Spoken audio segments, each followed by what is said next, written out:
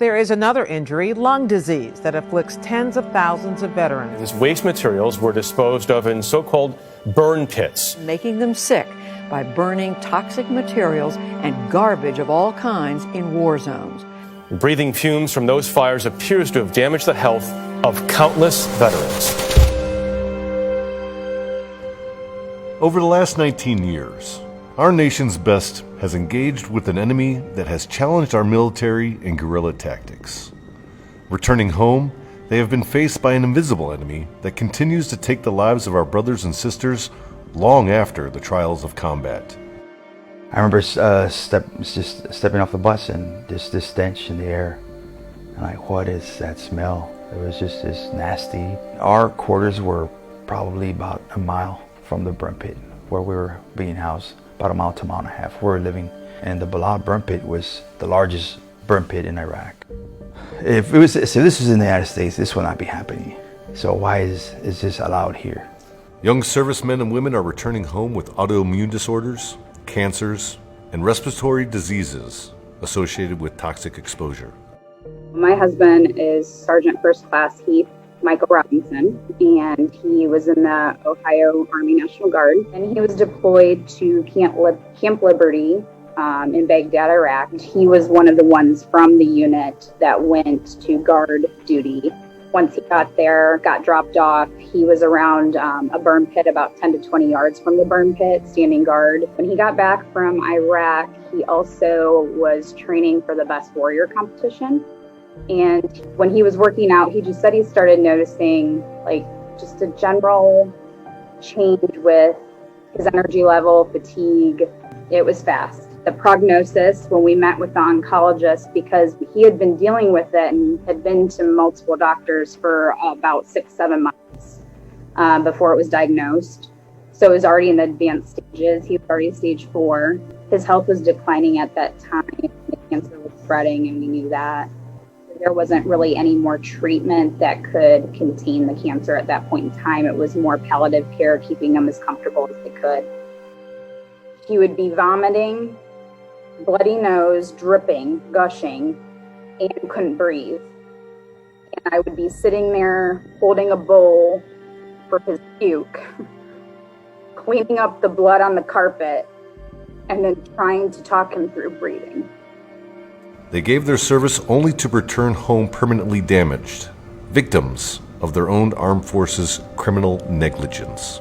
Right now, it's still a case-by-case basis, so you can put in for a claim and they can deny you, you know? And it's unfortunate because during this time, they're losing their homes, they're losing their vehicles, they can't afford it because they're not being compensated, or they lose their civilian job, they can't perform their civilian job, so now they're out in limbo.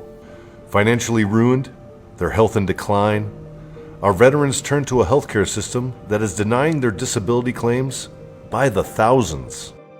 Because of the delay in denial, the job loss, my financial situation where I was at, my medical conditions. At this time, I still don't know that I have a toxic brain injury, dealing with the headaches. I remember that night I was in so much pain with the headaches. Early spring of 2016, a dark night, I almost took my life. This was something that KBR and the DOD did. They didn't build incinerators like they were supposed to. They know the hazards. Why do we have the EPA here in the United States?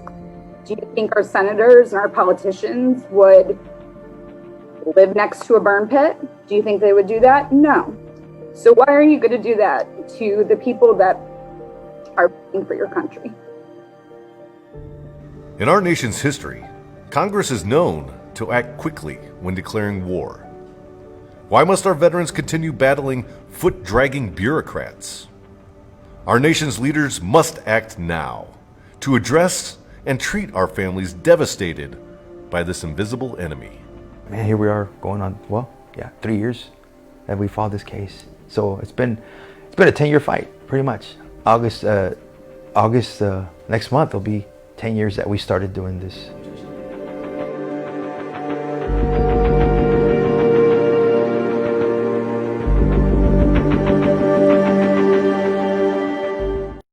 Hello and good evening. I'm Tim Jensen, Chief Strategy Officer here at Grunt. I'd like to begin by thanking each and every one of you for joining us in this partnership with Burn Pits 360 as we present the Military Toxic Exposure Conference 2020. Please hit that share button because there's a lot of incredible information we're going to be diving into tonight, and it could very well save someone's life. During this conference, you're going to discover how toxic exposure is destroying families of our military service members, how delay and deny tactics, similar to Agent Orange denial, are being employed, how autoimmune disorders, cancers, and respiratory diseases associated with toxic exposure are killing veterans in large numbers. But we can change that.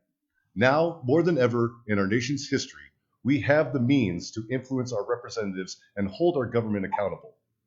Our assembled panel of subject matter experts have influenced lawmakers and have all contributed to drafting this piece of legislation, Presumptive Benefits of Warfighters to Burn Pits and Other Toxins Act of 2020, in which we'll amend and authorize VA policies regarding toxic exposure. Together with Burn Pits 360 at the forefront, we've built a coalition of veterans, veteran business leaders, veteran service organizations, and influencers to rally behind the ideas of this bill and bring broader attention through the digital platforms. Together, we can engage our state and federal representatives with vigor to get this bill passed. Before we get started, I'd like to talk about the nonprofit organization Burn Pits 360. This organization seeks to ensure that veterans receive the care promised by our government, to care for he or she who has borne the battle, their widows, and their orphans, and to ensure that they would make the invisible visible. One of the greatest disservices to those who have served is to become unseen and forgotten. Over the years, Rosie and Leroy Torres have established an independent veterans exposure registry where thousands of war heroes and their families reported the same suffering and denial of health care and benefits. Leroy and Rosie combined bring over 40 years of experience working with veterans and active duty service members and their families. At this time, I'd like to introduce our first guest speaker, Dr. Robert Miller. He is a Patricia and Rhodes Hart Professor of Medicine at Vanderbilt University Medical Center. Ladies and gentlemen, Dr. Robert Miller. Thank you very much. I began seeing military personnel with respiratory symptoms in 2004. My involvement with this issue began with a phone call from Fort Campbell's Blanchfield Army Hospital. The 101st Airborne had just returned from a one-year deployment to Iraq, and many of those returning complained of severe breathlessness and exercise limitation. Having been deployed physically fit in 2003, these soldiers being referred were no longer met physical fitness standards for the Department of Defense, and they were facing discharge from the Army. Over the next year, Fort Campbell referred dozens of soldiers with the same story. The story went something like this. I was physically fit before deployment and was capable of completing a 2-mile run without difficulty. Now I cannot complete a 2-mile physical fitness run without stopping to rest several times. I'm short of breath with day-to-day activities, including climbing 1 flight of stairs or playing with my children. Fort Campbell providers had evaluated symptomatic soldiers with chest radiographs, chest CT scans, pulmonary function tests, and exercise studies, all of which were normal or near normal. Initial testing at Vanderbilt University also failed to explain the cause for their exercise limitation. But we believed that their exercise limitation was real, and we extended these evaluations by performing surgical lung biopsies. The lung biopsies returned abnormal, all of them, and they demonstrated characteristics of toxic inhalation. Most demonstrated a condition known as constrictive bronchiolitis, a pathologic diagnosis representing toxic lung injury to the small airways. But the biopsies also demonstrated several other features of toxic inhalation, including scarring of the blood vessels and lining of the lung. They showed inflammation and even emphysema in non-smoking individuals. As noted by the United States Defense Health Board, the governing body of health for the Department of Defense, the Vanderbilt biopsies represented lung conditions which are frequently missed by pulmonary function testing and x-rays. Performing lung biopsies in patients whose x-rays and pulmonary function tests are normal was unconventional on our part, but the stories of these deployers were convincing. All soldiers biopsied were facing dismissal from the military with a label of quote unquote unexplained shortness of breath. Unexplained shortness of breath is not a diagnosis, and it's not a diagnosis that would meet the disability standard for either the VA or the Department of Defense. The biopsies provided a diagnosis that service members were seeking to explain their symptoms and supported their claims of toxic inhalation during deployment. Vanderbilt University has now evaluated over 250 deployers. More than 100 have had surgical lung biopsies, all of which were abnormal. The early biopsies were referred from Fort Campbell, but once our findings of toxic lung injury became public, the Department of Defense diverted all referrals to Army-based facilities who did not include biopsies as part of their evaluations. This means that the soldiers that we evaluated would not have been diagnosed because their other studies had been normal. The sad fact is that most patients that we evaluated had been seen at other facilities, including Veterans Administration and DoD hospitals, and that their symptoms had been dismissed as being real disease. They were facing dismissal from the service with unexplained exercise limitation. The absence of a real diagnosis was unsettling for those affected. Almost 3 million service members have been deployed to Central and Southwest Asia since 2001, with most reporting frequent and complex hazardous inhalational exposures. The Department of Defense surveyed multiple sites in Iraq and Afghanistan, and in each sample obtained found airborne particulate matter well above safe standards as established by both either the EPA or the Department of Defense.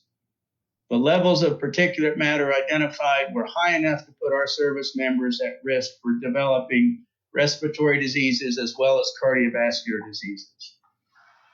A substantial percentage of deployers report respiratory symptoms associated with deployment. Many of these patients are easily assessed and meet criteria for straightforward diagnoses such as allergic rhinitis or sinusitis or asthma. However, the patients evaluated at our institution were not easily diagnosed. Department of Defense data suggests that as many as 40% of the deployers explaining shortness of breath do not have an explanation for their symptoms using standard clinical evaluations.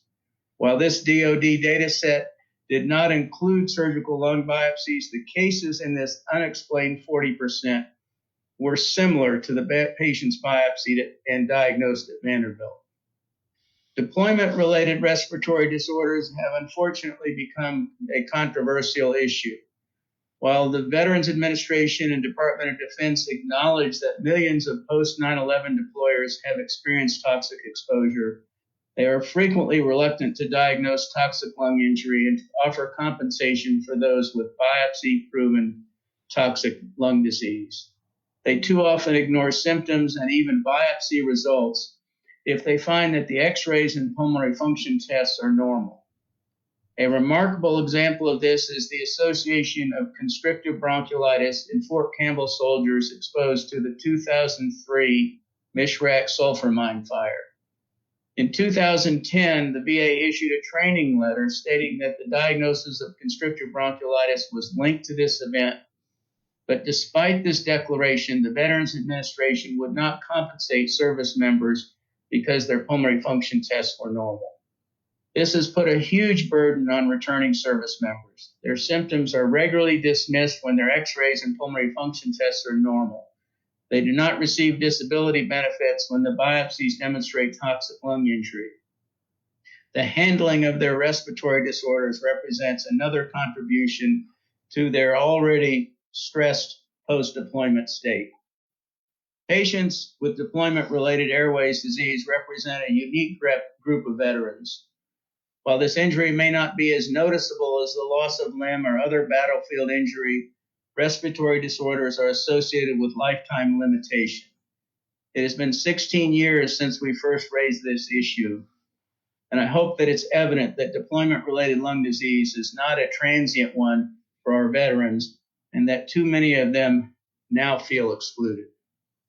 Thank you very much, and I'm open for any questions you may have. Dr. Miller, that was some incredibly insightful information, and thank you very much. I'd like to take this opportunity to allow our viewers to ask you the first question of the evening. Hi, my name is Edward Schrank. Thank you to everyone on the panel for being with us today. This question is for Dr. Robert Miller.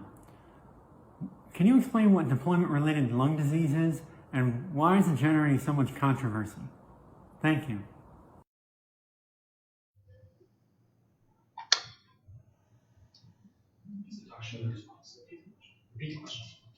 Well, I'm going to go to the questions.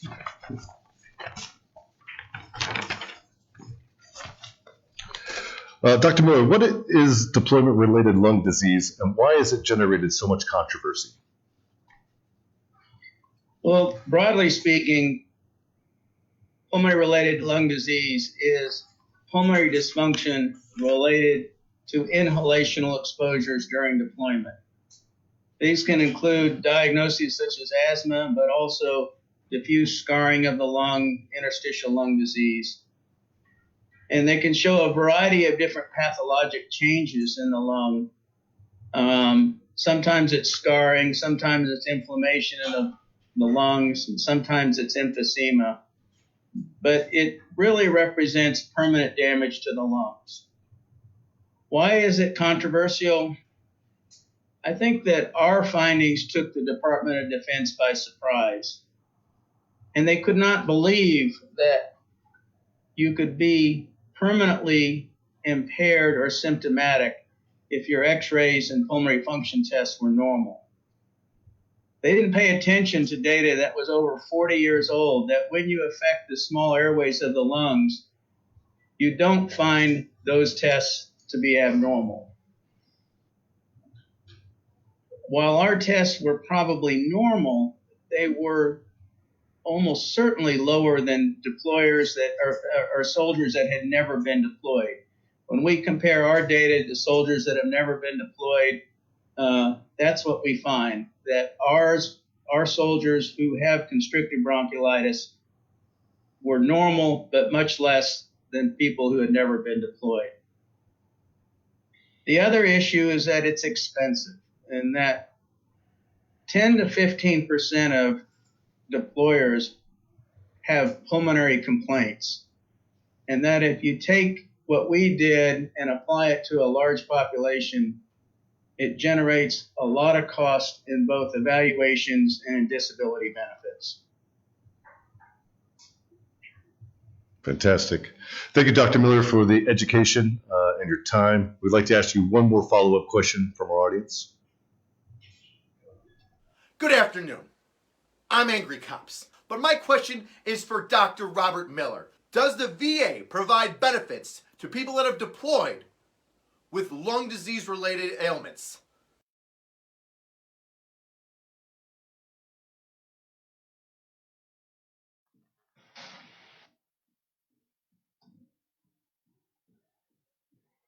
One more time, I didn't hear that. Does the VA provide disability benefits for patients with deployment-related lung diseases? Okay. The short answer is sometimes they do, but usually they do not.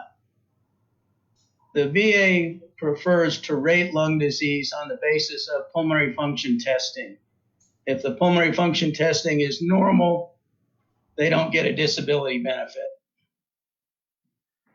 In our case, they didn't supply, or they didn't provide disability benefits, even though our service members had diagnosed toxic lung injury, and even though that they were no longer able to meet the physical fitness standards and remain serving in the armed forces.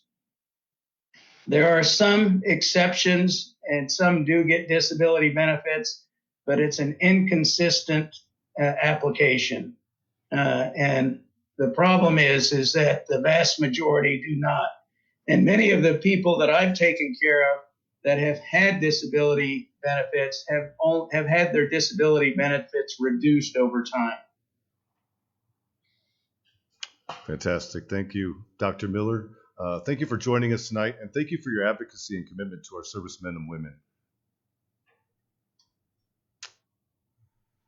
At this time, I'd like to introduce our next guest, Dr. Anthony Zema. He's a clinical associate professor of medicine, occupational medicine, epidemiology and prevention at Donald and Barbara Zucker School of Medicine at Hofstra Northwell in Long Island, New Jersey. Ladies and gentlemen, Dr. Anthony Zema.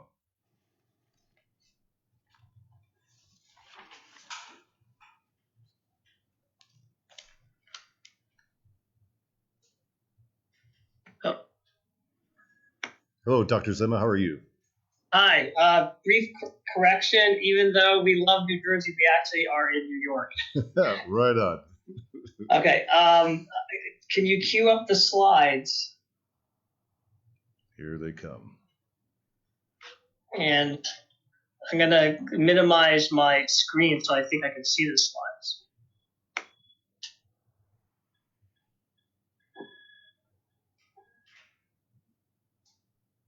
Okay, I'm not seeing them on my screen, so I'm going to have to go to my laptop.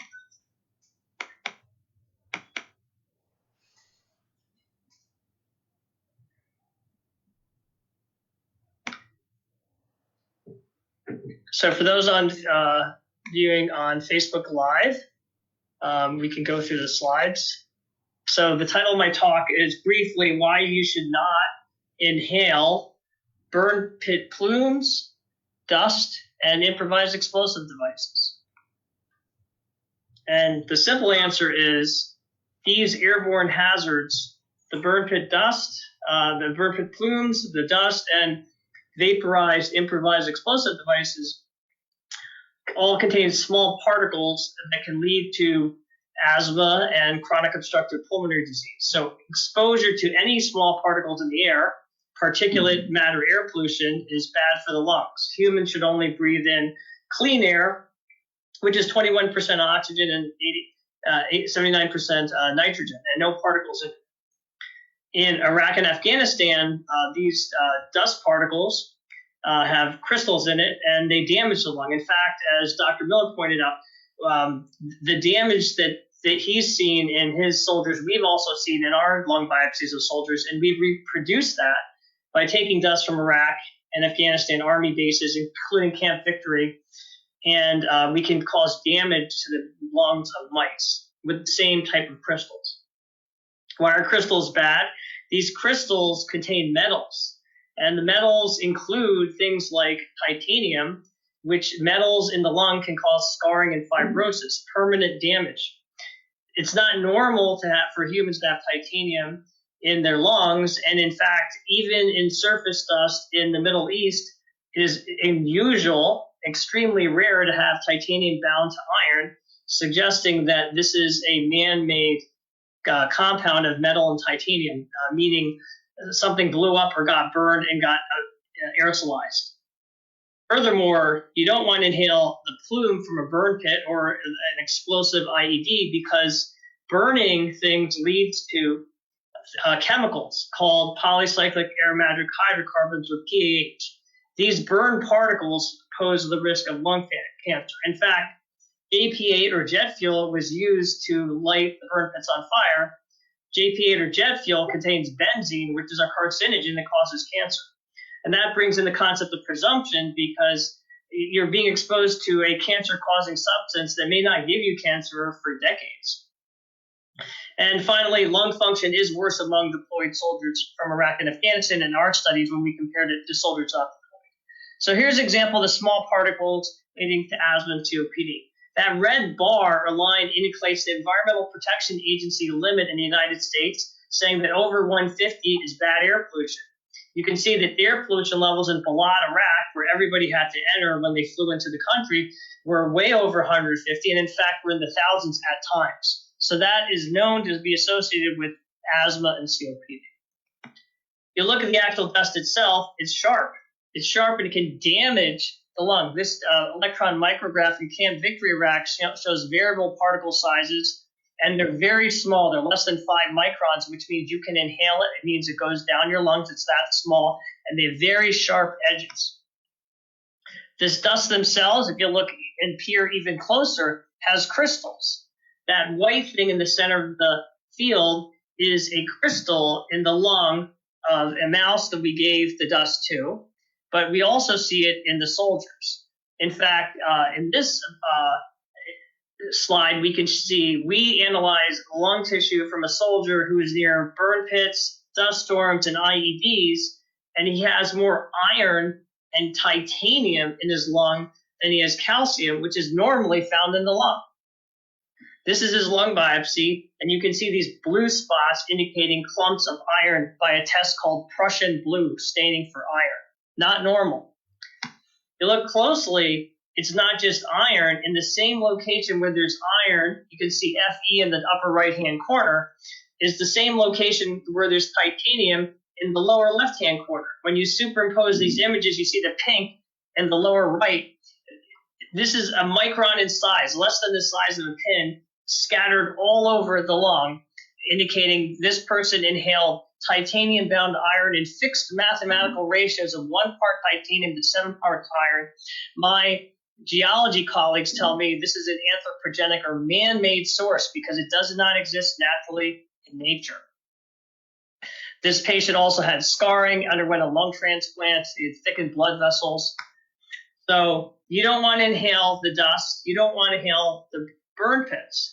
The burning pits lead to burn particles called PAH, or polycyclic aromatic hydrocarbons, which pose a risk of cancer themselves. And in this soldier's lung, we see black particles, and those are burned polycyclic aromatic hydrocarbons. So this soldier was exposed to the burn pits, and we see burned things in his lung, as well as those white spots, which are the crystals we talked about. And here we can see that we can detect this PAH, or polycyclic aromatic hydrocarbon, in the lung of a mouse. So we can reproduce what we see in the soldier.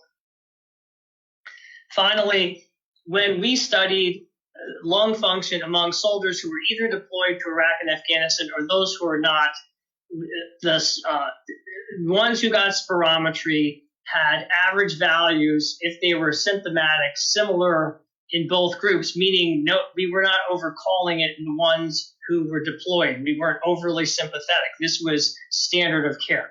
So that even though the lung function is mild, it is abnormal. In this slide, we can see the airborne hazards in Iraq are sundry. There are lots of them. Even blast over pressure. When a mortar-fired round explodes, it sends shock waves through your chest, which can cause shear stress or damage to your air sacs in your lungs. This is the same shock wave that can cause traumatic brain injury, leading to post-traumatic stress disorder. We mentioned the burn pits. We mentioned the sandstorms and IEDs, but also in Iraq, Saddam Hussein's old palaces were leaky, and in the winter, the soldiers tell me it rains a lot in Iraq, and the most common mold, according to the Iraqi literature pre-2003, was a mold called aspergillus, which can cause lung disease. The most common aeroallergen, or allergen in the ancient Mesopotamia, was the date palm pollen, which is still cultivated today, 5,000 years later, which can also cause disease. So there are many sources of airborne hazards during deployment. So why you should not inhale burn pits, dust, and IEDs? Well, it's harmful to your health, and we know that these three things generate small particles known to be associated with asthma and COPD.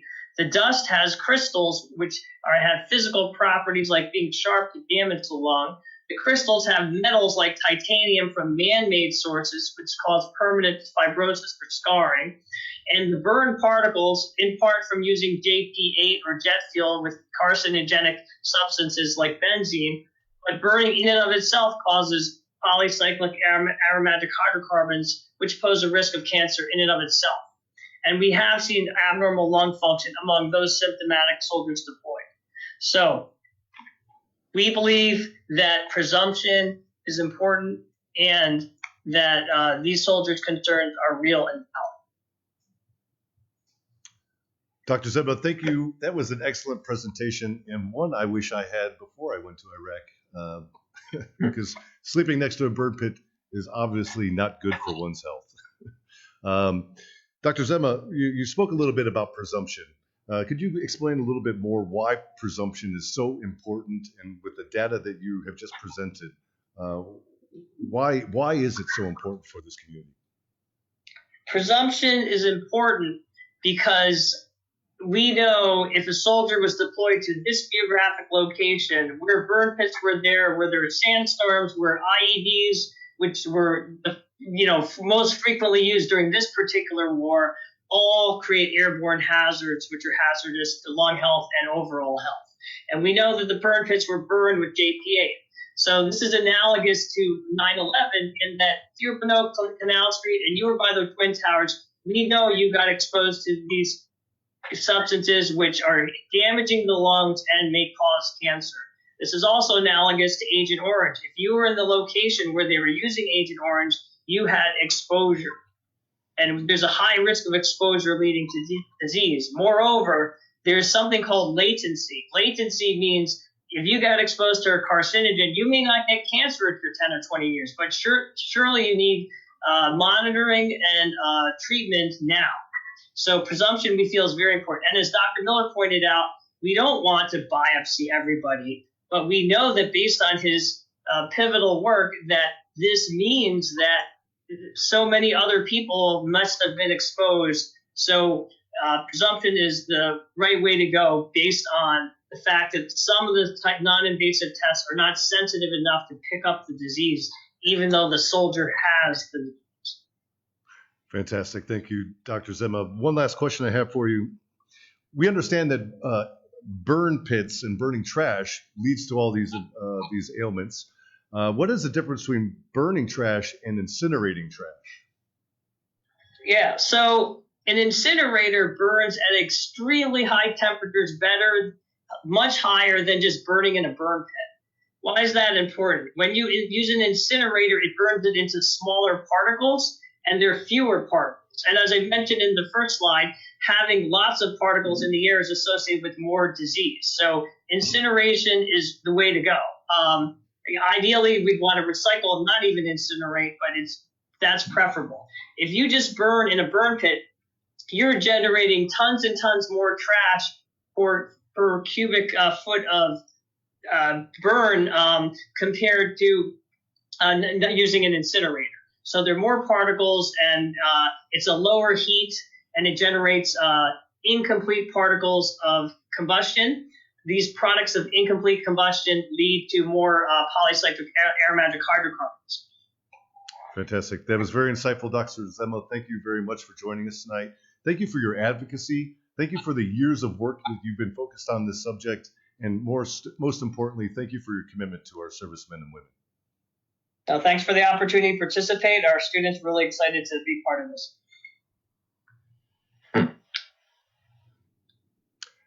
At this time, I'd like to take a few minutes to introduce two different stories with the same legislation issues.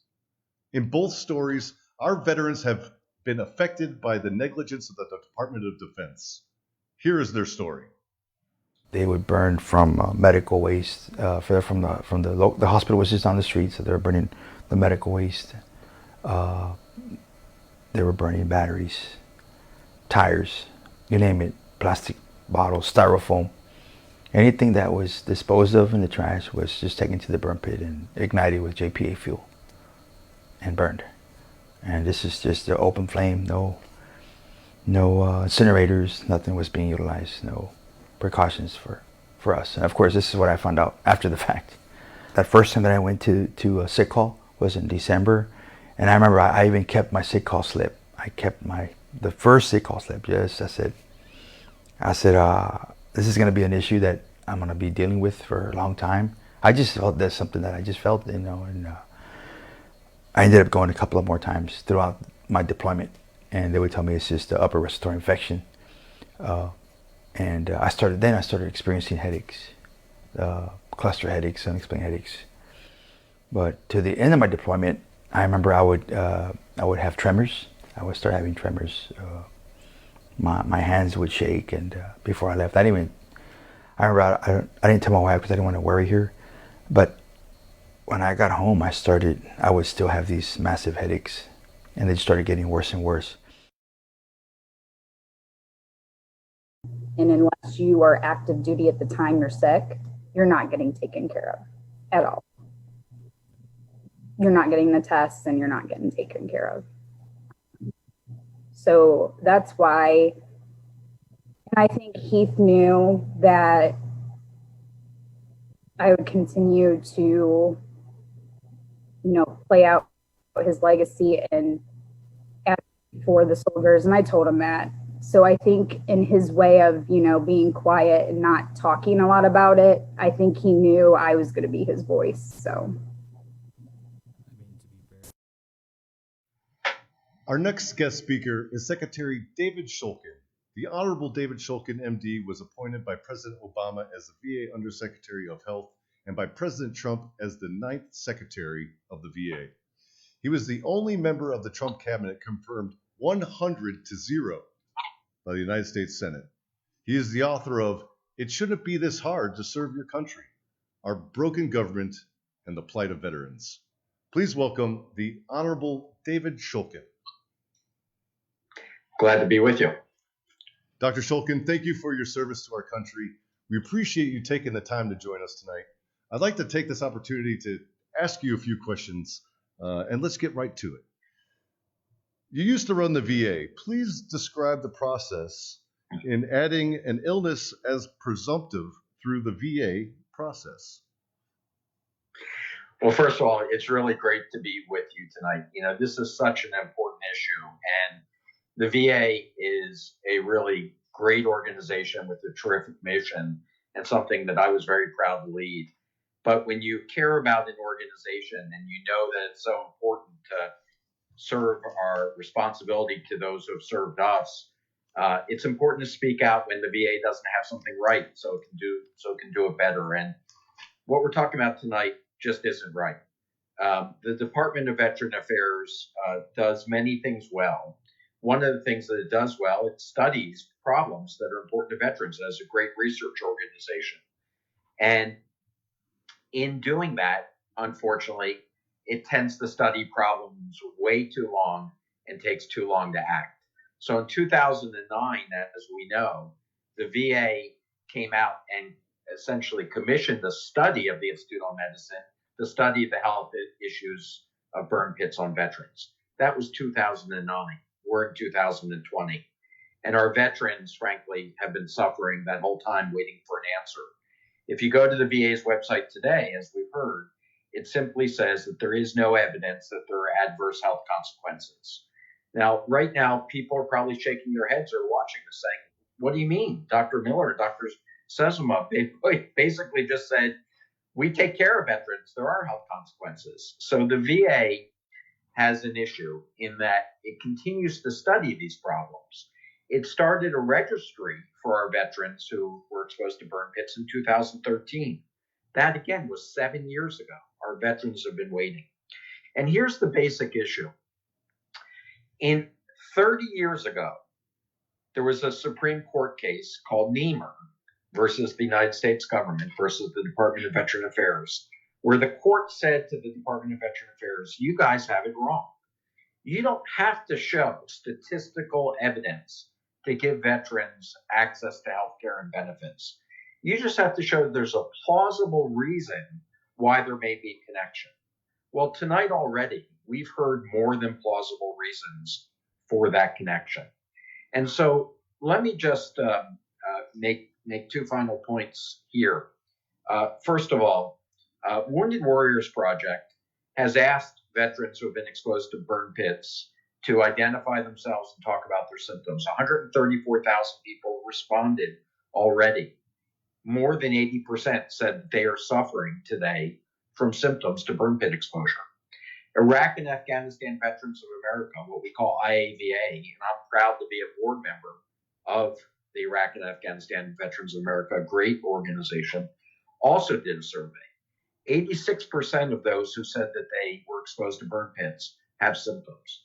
Yet the VA is rejecting 80% of veterans who come and ask for claims. So something's clearly not right. Unfortunately, we're seeing the same story that we saw with our Vietnam veterans 50 years ago. Veterans exposed to Agent Orange having to fight, having to prove that they were disabled or injured because of Agent Orange. And we didn't learn our lesson.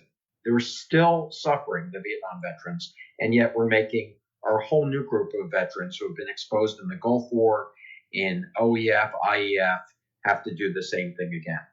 Just one little story. When I was secretary, I had World War II veterans who had been exposed to chemical exposures in the battlefield, but they couldn't prove. They couldn't find their medical records, their Department of Defense records, to prove that they were actually there.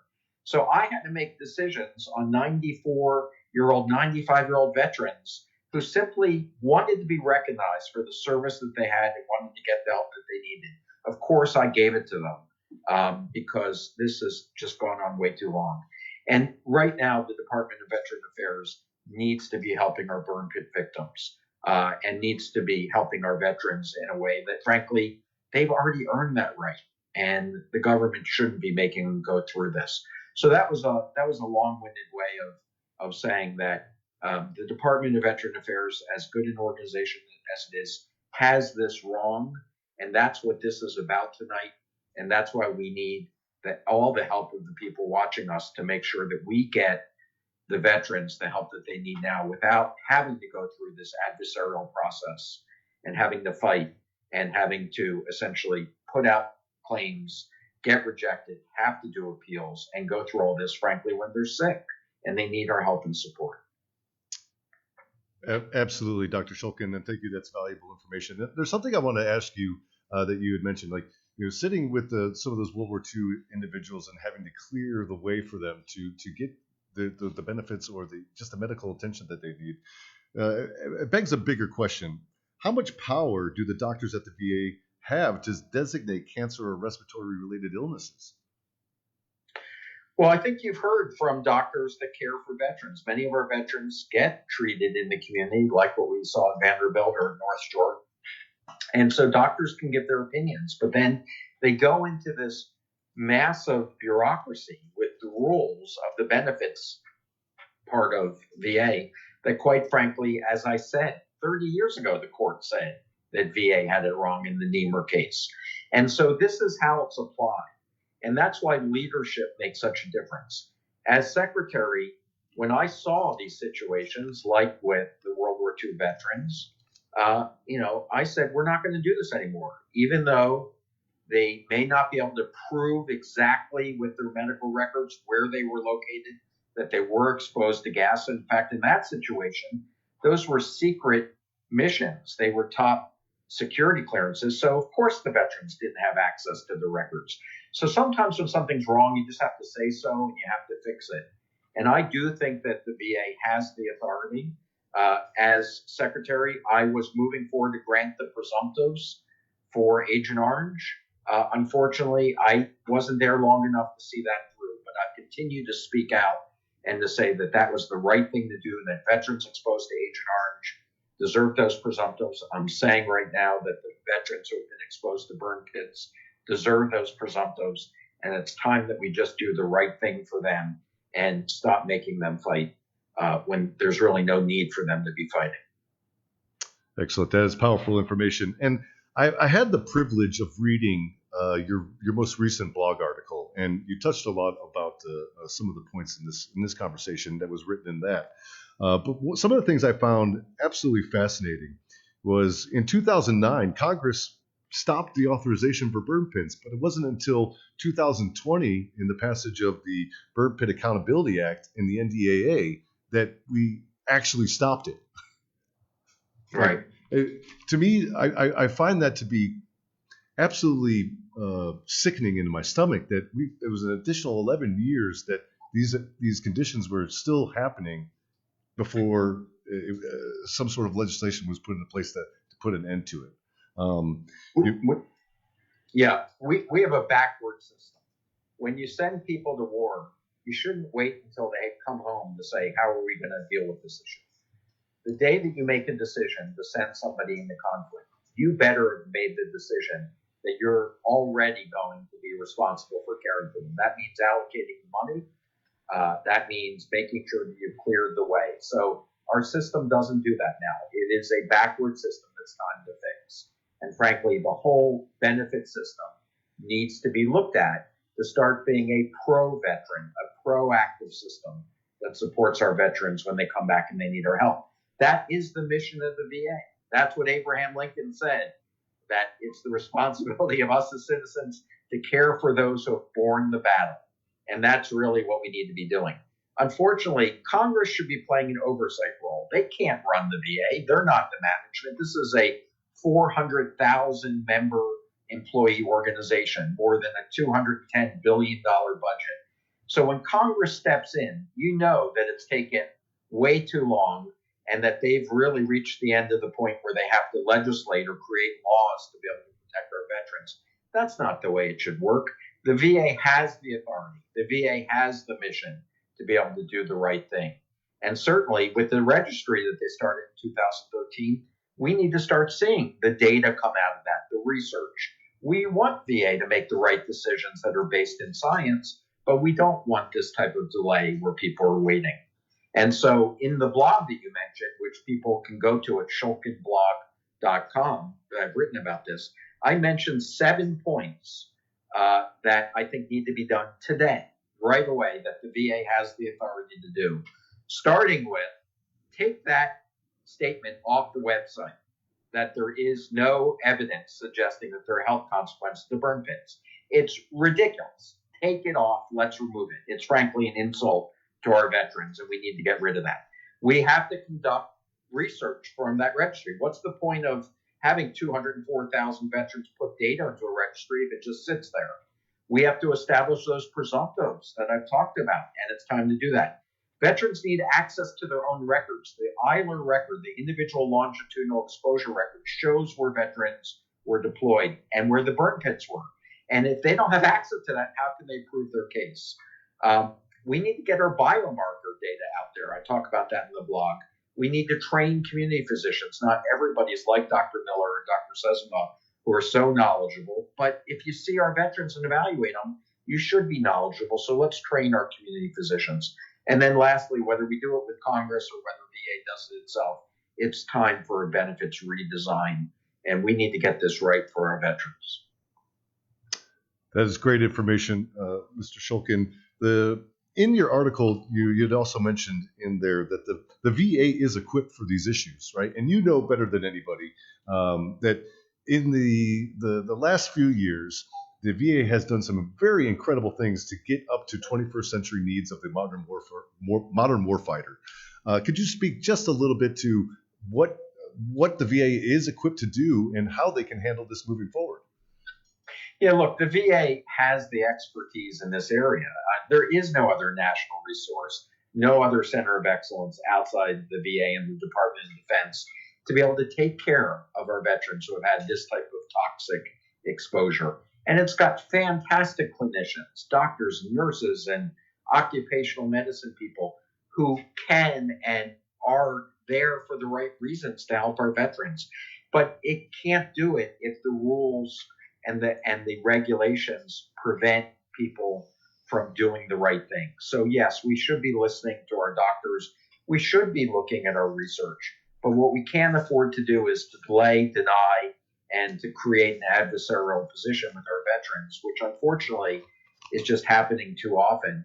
With an 80% rejection rate of claims, you know that something's wrong. We don't have 80% of our veterans trying to milk the government out of unjustifiable money. We know that they're there because they need our help.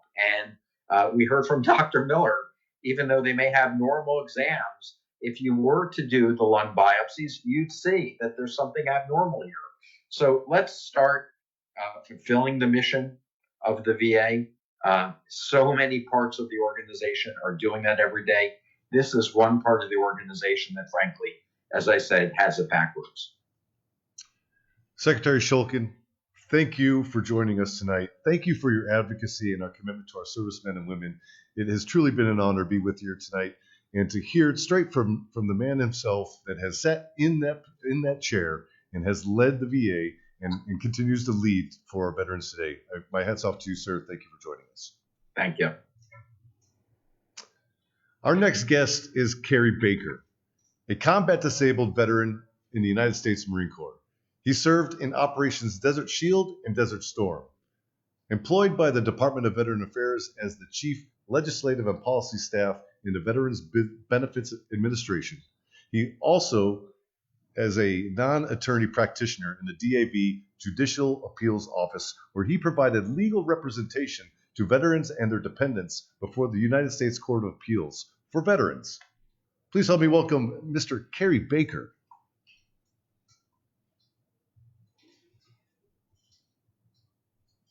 I think you're on mute, my good friend.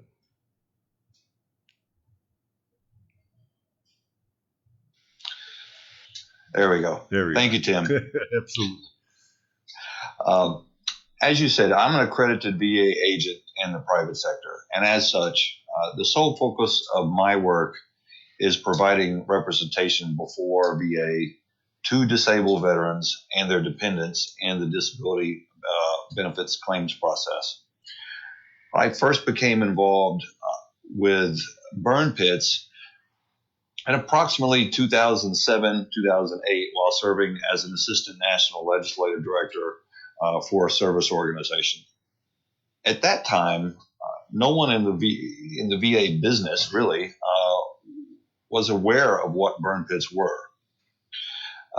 The information that was initially provided to me were pictures of a USO show at Balad.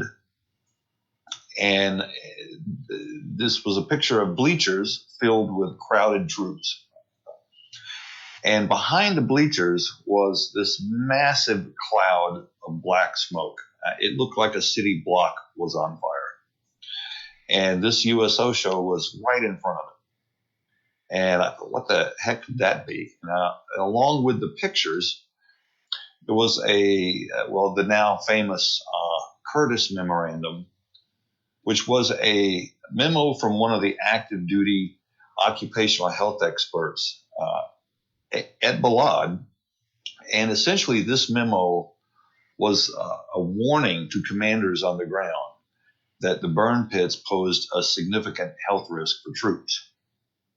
And we were able to get this information to Military Times, and they run a series of excellent stories about the burn pits. I started keeping a small database of veterans and troops that were reporting a variety of illnesses. But then shortly after that, I started working for VA as a policy chief in VA central office. And I think it was about that time that Rosie Torres picked up that ball. And I tell you, in over 10 years, she has not dropped it once. And in fact, we wouldn't be having this event today if it weren't for her tireless efforts. But in the meantime, my role in VA put me in a unique position as a subject matter expert on military exposures and disability benefit claims. By then, burn pits and other toxic exposures in Iraq and Afghanistan had become an issue for VA. Veterans and their surviving spouses were filing claims based on these exposures. However, at that time, VA had no policy or other instruction to field employees on how to adjudicate these claims. So in 2010, we published VA Training Letter 10-03, which focused on burn pits as well as some other exposures in Iraq and Afghanistan. At the time, this was the only policy VA had on how to develop and rate these claims. And sadly, 10 years later, it's still the only policy. But it is good policy. It was written favorable to veterans, but there is no accountability on its enforcement. Now, I've been in the private sector now for about 8 years representing veterans, and I have yet to see a single case where VA has applied it correctly, and that is if they apply it at all. And doing just that much Just applying the policy as it's written would change the lives of many veterans that are suffering out there, but it's not happening.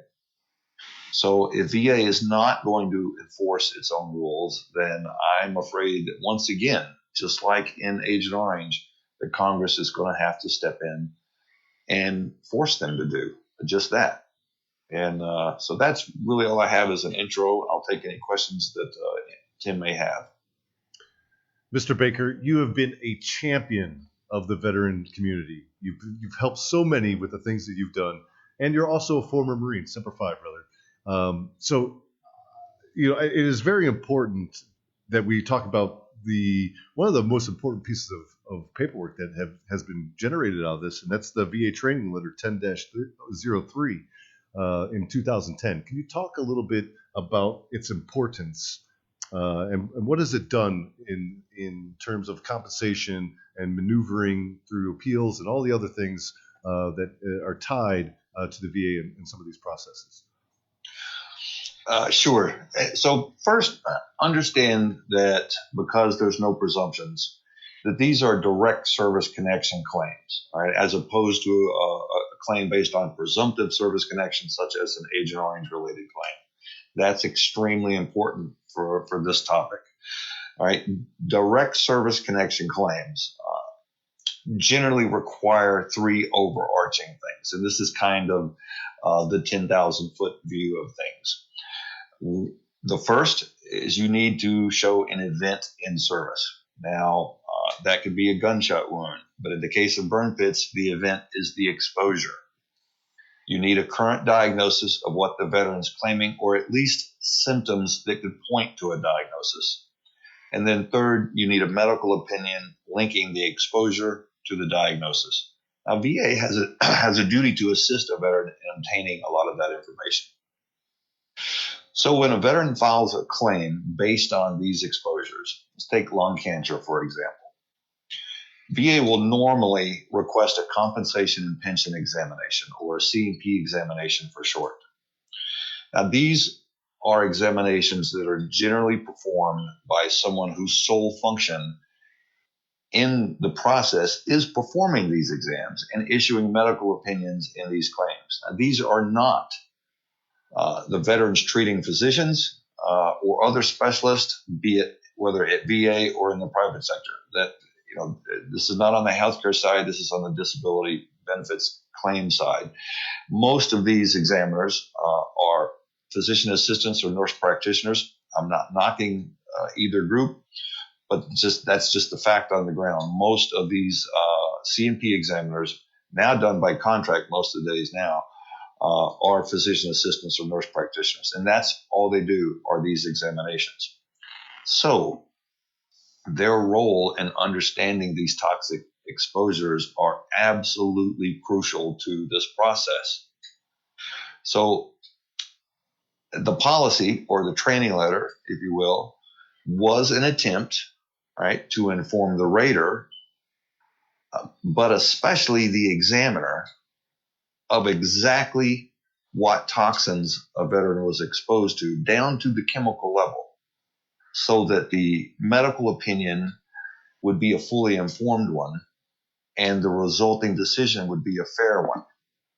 And we listed every chemical that we knew about when we drafted the training letter.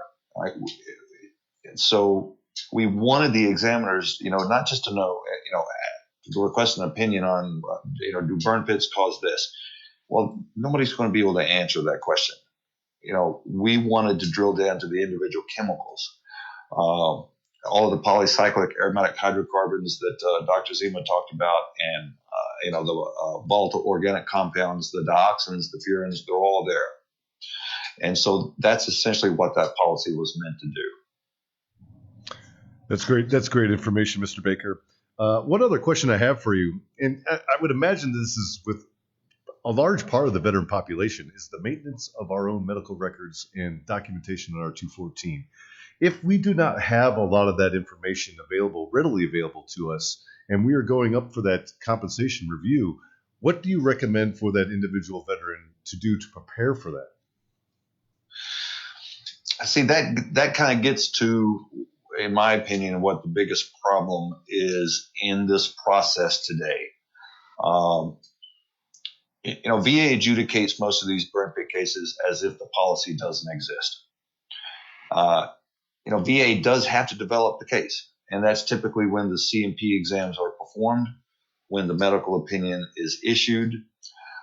They have to make a decision on the case, which is then done by the rating specialist after reviewing the examination, the medical opinion, and hopefully the rest of the record. The biggest problem in this process right now, down to the claim level, is the exam and the medical opinion, or mostly the medical opinions that are issued in these cases. For example, take a veteran with leukemia. That the training letter lays out all the benzene and benzene-related products that's known to cause leukemia. So in a case like that, the gist of the letter would be to explain to the examiner all of these chemicals, show them that some of these chemicals may indeed be related to leukemia, and so that a fair opinion can be issued.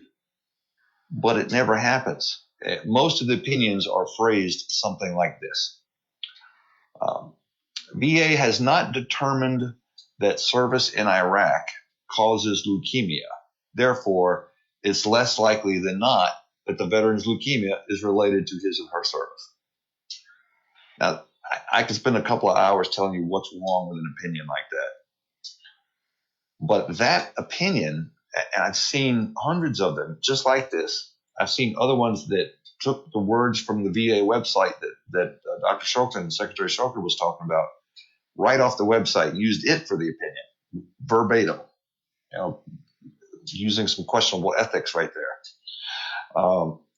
So the examiner is writing a negative opinion here, in this case, because VA has not established a presumption to say to the examiner that everybody in Afghanistan or Iraq who gets leukemia might have gotten it because of the burn pits.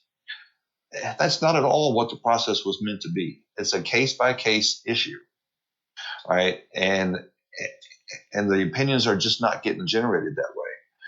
So what I would advise a veteran to do in that circumstance, because I hate to say it, but I don't think VA is going to start following these rules anytime soon, if they ever do. I would have that veteran get a copy of that training letter. There is a notice to examiners in that training letter that is meant to be sent to that examiner before the exam, so the examiner can educate themselves on what these exposures are. Don't assume that that's going to take place. You need to probably get a copy yourself and take it with you to the examination. Most of these cases that get denied, you're going to need quality representation. Most of these cases, you might have to go out to outside practitioners to get a fair medical opinion.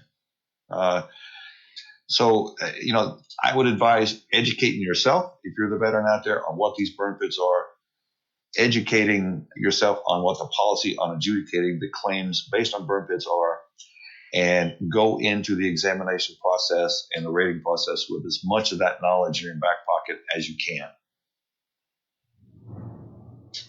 Great. Mr. Baker, that it makes it emphatically clear, or I think it is emphatically clear, that presumptions is one of the biggest hurdles for any veteran that is trying to get representation or compensation or even the health care that they need within the VA system. And the VA training letter that you're referring to is VA training letter 10-TAC-03. So everybody out there, if this is something that speaks to you, make sure you go and research that. Mr. Baker, thank you very much for joining us tonight. Thank you for your advocacy. Thank you for representing the veterans that need this type of help. And thank you for your commitment to our country, to our servicemen and women. And it's been truly an honor to have you with us here tonight. Thank you. A group of veterans took their frustrations over the shutdown to the National Mall today, protesting the closure of the war memorials. 7 years ago, something special occurred. A moment in time where the veteran community mobilized upon Washington, D.C. They represented an aging generation of American veterans, denied their moment to reflect with dignity their brothers in arms. We traveled across the amber waves of grain, across purple mountain majesties, from alabaster cities and fruited plain, to stand united, to say, no, this will not stand. We live in a period where our country has endured violence, war, and loss. As generations before us, we have answered the call to arms, defending our ideals of freedom and liberty in lands foreign to the very ideas we hold true. As the wars abroad come to an end, our war at home continues. Over 100,000 veterans of the War on Terror have died to illnesses related to toxic exposure. Hundreds of thousands more struggle with illness, caused by the very environmental factors of their deployments. We will not stand to watch one more of our brethren die without dignity. We must present change to the status quo. We will be the generation that demands our government take action for those past, present, and beyond. We owe it to those who have lost this fight. This is our moment. This is our obligation.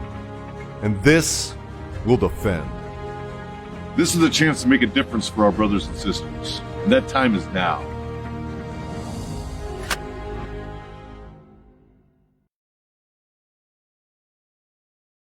Our next speaker is Mr. John Field. Mr. Field is a U.S. Army veteran paratrooper, a 9/11 responder and advocate, founder and president of the Feel Good Foundation, founder and chairman of the 9/11 Responders Remembered Park, a kidney donor, Congressional Medal of Honor winner for Citizens Above and Beyond, New York City Bronze Medal recipient, and the New York State Liberty Award. Help me welcome Mr. John Field. Thank you, Tim. Thank you for having me today. And I'm humbled to be here. And I'm in awe of the brain power that's on this panel, because I'm the least educated person here. But what I do offer is 17 years of Washington, D.C. University. I know the ins and outs of Washington, D.C. I know every square inch. I know how members of Congress think, and I'm here to offer my assistance. And as a veteran, as a 9/11 responder, I put them to the side, and I'm a human being. I know right from wrong, and I see with so many veterans now and soldiers coming back with the same illnesses as 9/11 responders. Our stories parallel each other in so many ways. The same cancers, the same respiratory illnesses, jet fuel starting the burn pits, the denial in the beginning by entities that should be doing the right thing, the denial by Congress or the Senate when they should have been doing the right thing. Everything that Rosie's gone through and the other BSOs have gone through, we went through. We know what they're going through, and we're here to help. And to be able to enlist John Stewart and to be able to work with John again is going to be exciting. But this is going to be a fight. And this is going to be a fight that everybody's going to have to be involved in. Because when we get down to D.C. in September, everybody's got to be on the same message and the same point and share the same goal in our mission. John, your empathy and your compassion for the veteran community and all Americans and the work that you guys have done is beyond anything I can imagine. Your commitment to every American here in this beautiful country of ours speaks by your resounding background and the things you've accomplished in your life. It is truly, truly an honor to have you on board with this incredible initiative, the brain power that you mentioned that is on this call, and the team that is gathered to make this really work and to bring it across the finish line. I couldn't be more proud to one, call you a friend, and secondly, to have you on board with this. And thank you very much. Is there anything you would like to leave anybody before we move on? Yeah, listen, we have a fight ahead of us. And I know what you guys have been through over the last decade, but I'm promising you, and I'm guaranteeing you that you're going to get 110% from John Stewart and me and my team. And we're going to help veterans, and we're going to make sure that they change the way they operate in D.C. and how the VA takes care of their men and women. It's that simple. Failure is no longer an option moving forward after this conference call today. I am excited to get into the trenches with you, John, and fight this battle. I will be standing next to you, shoulder to shoulder on Capitol Hill. We're going to kick down some doors. We're going to turn some heads, and we're going to get some legislation turned into law and provide some necessary relief. And I couldn't be more proud to do it with you. Amen. Thank you for your time, sir. Now, I'd like to take this opportunity to introduce our guest of honor. He's a comedian, and he lives in New Jersey. Everybody, please help me welcome Mr. John Stewart. Hello, how are you guys doing? Is my microphone on? We hear you loud and clear, my friend. How are you? I'm doing very well. I apologize for my background. I'm in my attic because that is where I've been relegated. This used to be my children's playroom, and I have been kicked out of my office, and I'm in my attic. So please understand that I'm not in a bunk. It's a little dark around me. What an incredibly informative and interesting and powerful conference you've put together.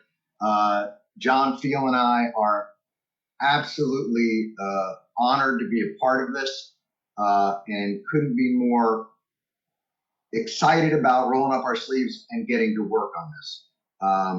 The science is clear. The initiative is clear. The legislation is clear. I just want to give a little bit of background about how the perspective that we're coming from with this issue. And it's slightly different than perhaps the one that you guys are operating off of. And that is simply that this is an injustice. And it is an injustice that has been perpetuated at every turn when our nation goes to war.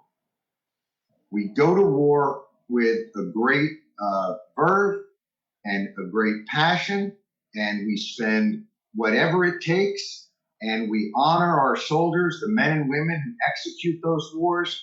And when they come home, we let them down. If we have the money to go to war, we have to have the money to deal with the consequences that those who prosecute those wars have to deal with when they come home. The second point I'd like to make is that it is by design. And that is the thing that we all have to understand, and we all have to get through our heads as we approach this with the government. This is not an oversight. This is not a bug in the system. This is a feature of the system. 80% of claims that are made at the VA are denied. That's not even an insurance company's ratio. It is designed to frustrate and to push claims down. And there's one simple reason for it, and it's money. The money that is involved in our war machine somehow becomes incredibly precious when we need to take care of the soldiers and their families after they come home. Dr. Zema, Dr. Miller couldn't have been more clear. Look, I'm not a scientist and I'm not a doctor, but I'm also not an idiot. And you don't dig a giant hole and take all the hazardous materials that our soldiers have to deal with and pour jet fuel on it and light it on fire and have our soldiers sleep next to it and think that that's going to be okay. There's a better process for taking care of that waste, and they didn't use it because of money. And the contractors that perpetuated these burn pits are held immune from lawsuits by sovereign immunity. It's a racket. There are all these companies that make money putting our soldiers into harm's way. And if it's money that we're concerned about as far as how to pay for these claims, because these claims are legitimate, they are destroying people's lives, and they are killing our men and women. My suggestion is Any company that profits off of American service people and the men and women that fight our wars has to put in a 10% VIG into a fund to make sure that when our soldiers come home and inevitably suffer from the toxic exposures of being involved in these war arenas and being downrange, that they are never again told that we don't have the money. Because please understand, that is all this is. All the delaying, all the bureaucracy, all the antagonism in the process. Are we really to believe that the men and women in this country who selflessly volunteer to go to war are going to come home specifically to defraud the United States government they just spent their lives defending? It's outrageous, and it has to stop. We have to stop the way that we treat the men and women who go to war when they come home in this country. And all we can do when we go down to Washington on September 15th is lay our case out as specifically as we can. They knew that burn pits were unhealthy. They knew the chemical particulate that were in the air. They had air samples. They had warnings. They ignored it. They can't be sued for ignoring it because they know they have sovereign immunity. Well, now they have to do the just and fair thing for the families and for the soldiers. And I couldn't be prouder to have John Field with me. There's nobody who knows this fight better than John Field. He puts his heart and his soul and one of his kidneys into this. A remarkable individual. I've gotten to know Carrie, I've gotten to know David, Robert, Anthony, other Robert. There's great passion in this community to take this fight to Washington. And I understand there's a pandemic right now, but that makes this an even more urgent issue. Because if you've got bronchiolitis, if you've got lung injury, if you've got pulmonary issues, man, COVID's a much tougher fight for you than it was before you were deployed. We are going to go down and make this case as plainly and as clearly and as passionately as we can. And we are going to hold every legislator that tweets out their support for the fighting men and women and wear their flag pins and stand by their flags and stand for the Pledge of Allegiance and stand for the national anthem, to do the real patriotic thing by our service people. And that is, thank you for your service is fine, and that 10% off at Chili's on appetizers, what a lovely gesture to veterans. But this is the real fight. And this is the real time that we have to show that we value their service in a real way. And not just when they're downrange, when they come home. So I thank you so much. We've been meeting over the past year. Things have got derailed during this time, but I thank you for supporting it.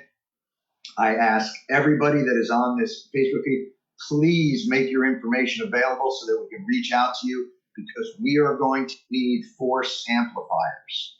When we go down to make this fight, these Congress people have to know that there is a price to be paid electorally for their neglect and their negligence. So thank you, and I will be in a better lighted room next time we do this. Fantastic, John. That is absolutely powerful, and the work you and John Field have done over the years with the Feel Good Foundation and all the work with the 9/11 first responders absolutely has a place in my heart.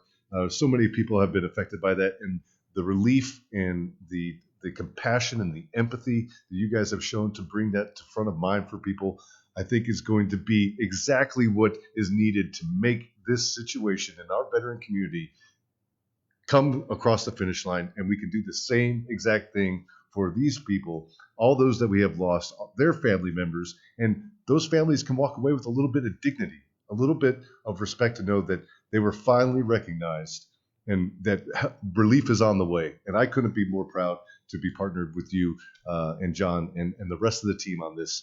And they're very powerful things. And to your point, we are going to have to mobilize together. We are going to have to activate this veteran community to get up on the hill and stand with you, stand with this veteran community to get this across the finish line. Look, the DOD and the VA are singing the same song they've been singing since Vietnam. We've got veterans from the 1960s still fighting with this same antagonistic process to somehow have to prove to the government that the herbicides of Agent Orange might have damaged their health. It happened through the Persian Gulf War. It's happened at K2. It's happened at Blue Water. This has to stop. And presumption, the legislation that we're going to introduce on September 15th, puts an end to it. And we're going to need everybody's help and everybody's action to finally take the burden of proof off the soldiers and take the burden of advocacy off the soldiers' family. Because it's not right. Not only is it not honoring their service, it's penalizing their service. And we can't have it. John, I want to thank you so much for your advocacy. Thank you for being our honored guest tonight. Thank you for taking the time out of your busy schedule to have this conversation with all of us at home and really get this information out there, because I think it's going to have the opportunity to change people's lives. Even with just the information that our esteemed doctors and partners here have expressed, there are things there that they could take to their primary care providers and have those conversations, those very important conversations with. So I just want to thank you so much. And we will be standing together very soon. And have a wonderful evening, my friend. Thank you so much, and you guys as well. And thanks to Rosie and Leroy.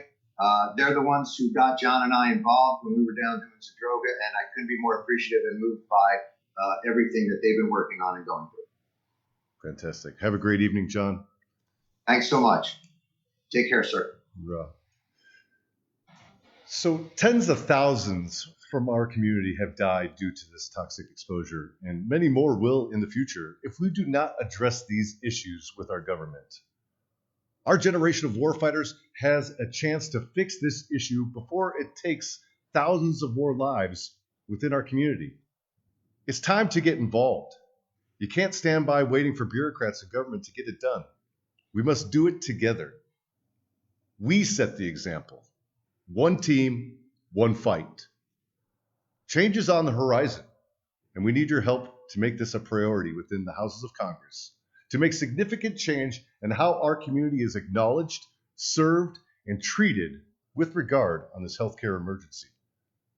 I personally have lost my CO, my XO, one of my dearest friends, and there are many, many others that have fallen into this destructive illness.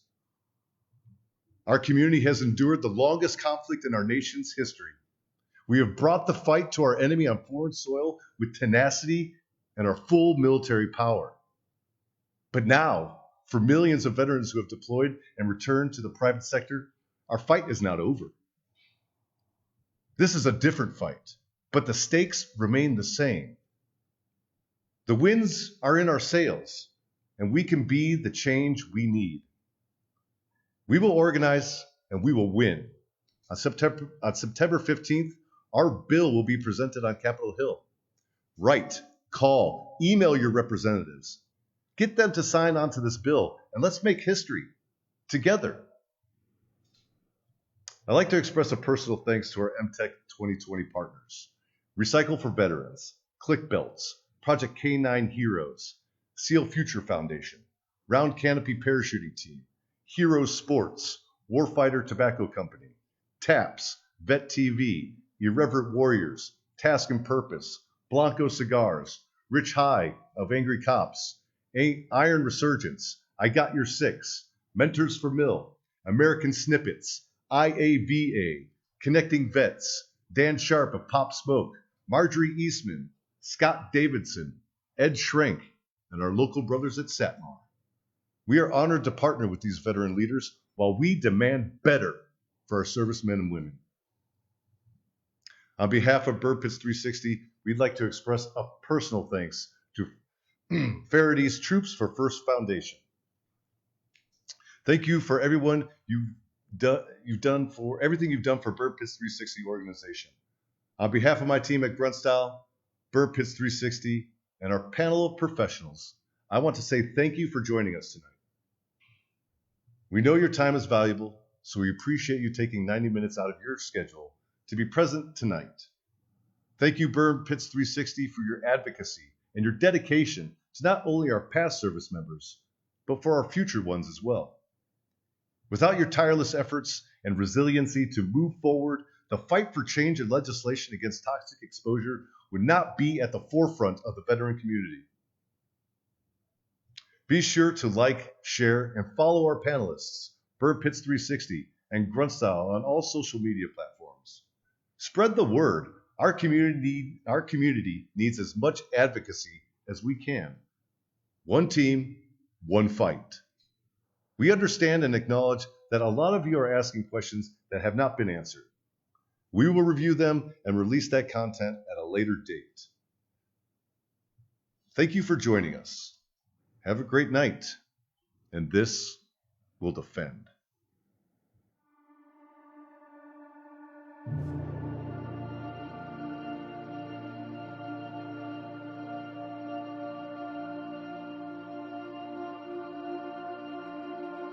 Thank you.